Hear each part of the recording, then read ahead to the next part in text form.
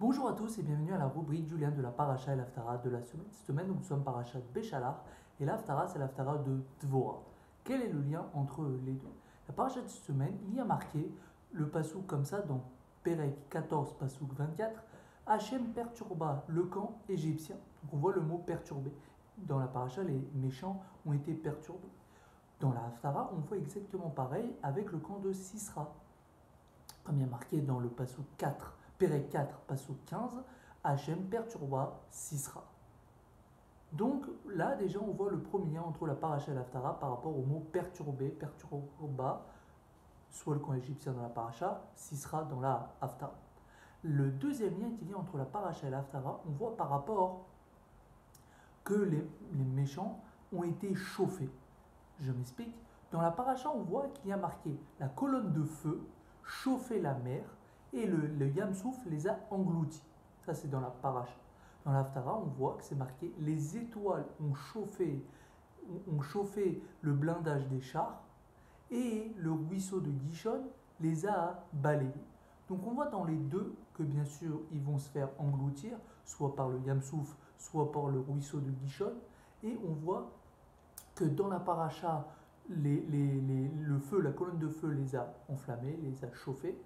Et dans la Haftara, on voit que c'est les étoiles qui les ont chauffés. Donc on voit le même lien qu'il y a avec la paracha et la Haftara. Le troisième lien, c'est par rapport à un passage qui a marqué « Il n'en restera qu'un ». Et effectivement, dans la paracha, qui reste vivant comme méchant, c'est Paro. Et dans l'Haftara, qui reste, c'est Sisra. Donc on voit encore une fois un lien avec la paracha et la Haftara. On voit encore un quatrième lien par rapport toujours Paro et Sisra, que tous les deux ils vont faire tchouva. Dans la paracha, il y a marqué clairement que Pharaon a fait teshuva. Par contre, dans l'Haftara, c'est une étincelle de tchouva. Sisra a fait une étincelle de tchouva. Et le cinquième lien, c'est par rapport à Amalek.